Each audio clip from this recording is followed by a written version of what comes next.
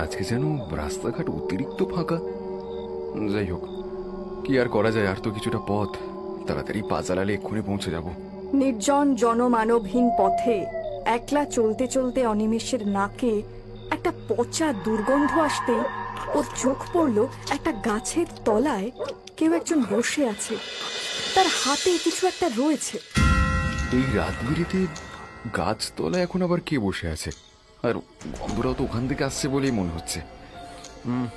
ব্যাপারটা কেমন যেন লাগছে। একবার কি কাছে গিয়ে দেখব? না থাক, আবার যদি চোর ছেঁচড় হয়। গাছতলা থেকে কিছুটা দূরে দাঁড়িয়ে আপন মনে বিড়বিড় করতে লাগলো অনিমেষ। শেষে নিজের মনে উদ্রেক হওয়া কৌতূহল নিরসন করতে না পেরে এগিয়ে গেল গাছের দিকে। গাছের সামনে যেতেই সেই পচা দুর্গন্ধ আরো তীব্র হয়ে এলো। এই যে, কে আপনি? এত রাতে গাছতলায় কি করছেন? অপর প্রান্তের মানুষটির থেকে কোনো উত্তর না পেয়ে অনিমেষ পুনরায় লোকটিকে উদ্দেশ্য করে বলল, আপনি জানেন না এই রাতের সময় গাছের নিচে বসে থাকা মোটেও ভালো নয়। আবছা আলো আধারিতে অনিমেষ দেখল লোকটার হাতে খুব সম্ভবত কোনো পাখির দেহাবশেষের টুকরো রয়েছে, আর তার থেকেই বেরিয়ে আসছে পচা দুর্গন্ধ। আর তার চারপাশে ভিড় জমিয়েছে মশা মাছির দল। অনিমেষ আরো দেখল লোকটি সেই পাখির দেহাবশেষের অংশ ছিঁড়ে ছিঁড়ে খাচ্ছে। খেতে খেতে লোকটি অনিমেষকে বলল,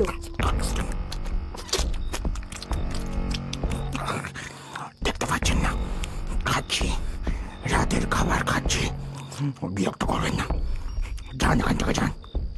হ্যাঁ, সেটা তো দেখতেই পাচ্ছি যে রাতের খাবার খাচ্ছেন, কিন্তু আপনার মাথায় কি বিন্দুমাত্র বুদ্ধি সত্যি বলে কিছু নেই? খাবারটা যে পচে গেছে, চারপাশে মশা মাছি ভনভন করছে, আর এটা খেলে আপনার শরীরের কি হবে একবার ভেবে দেখেছেন? কিচ্ছু হবে না, সব খাওয়া আমার অভ্যেস আছে। আপনাকে দেখে তো পাগল বলে মনে হচ্ছে না, কিন্তু আপনার আচরণ তো পাগলেরও অধম। এই পচা ধসা খাবার কেউ খায়? তো কি খাবো? কে আমার খেতে দেবে? কোথায় থাকো তুমি? তোমার বাড়িতে বউ ছেলে পুলে কেউ নেই? এই দেখো, এতক্ষণ কথা বলছি, তোমার নামটাই জানা হলো না। আমার নাম ভোলা। আমার এই দিনগুলো কেউ নেই, আমি একা, এই জন্য চা পাই তাই খাই। এসব বাজি পচা খাবার অভ্যেস অনেক বছরের। হ্যাঁ, সেটা তো আমি বুঝতেই পারছি। যাই হোক, তোমাকে আর এই পচা খাবার খেতে হবে না। তুমি বরং আমার সাথে আমার বাড়ি চলো, তোমাকে আমি খেতে দেবো। বাড়ি? বাড়ি? ঠিক আছে, চলো চলো চলো। বাপরে, লোকটা কেমন অদ্ভুত ধরনের। এ কি বাড়ি নিয়ে যাওয়া ঠিক হবে? গাছতলায় দাঁড়িয়ে অনিমেষের মনে নানান প্রশ্নের উদ্রেক হতে শুরু করেছে। হঠাৎ লোকটা বলে উঠল, চলো আমার পেছনে এসো। বেশ কিছুটা পথ অতিক্রম করে অনিমেষ ভোলাকে সাথে নিয়ে যখন বাড়ির সদর দরজার সামনে এসে থামল, এরপর অনিমেষ কলিং বেলটা বার দুয়েক বাজাতেই ভেতর থেকে সদর দরজার বাইরে অপেক্ষারত আগন্তুকের উদ্দেশ্যে খানিক অপেক্ষার আর্জি শোনা গেল। আরে আসছি আসছি। দরজার ওপাশে দাঁড়িয়ে অনিমেষ এক মুহূর্তের জন্য পাশ ফিরে চোরা চোখে তাকালেন সেই আগন্তুক লোকটির দিকে। লোকটা তখনও অদ্ভুতভাবে মাথা নামিয়ে দাঁড়িয়ে আছে। রাত 1টা বাজে অনিমেষ, তুমি এতক্ষণে আসছো? আরে কি করব, স্টেশনে ঢুকতেই তো 8:45 ট্রেনটা বেরিয়ে গেল। তারপর প্রায় আধ ঘন্টা অপেক্ষা করার পর তো ট্রেনটা পেলাম। যাই হোক, ভেতরে ও কি তোমার পেছনে উনি কে? আরে মানুষই, বলছি বলছি সব কথাই বলছি, আগে ভেতরে চলো। এই যে তুমি একটু বাইরে অপেক্ষা করো, আমি এক্ষুনি আসছি। আচ্ছা বাবু।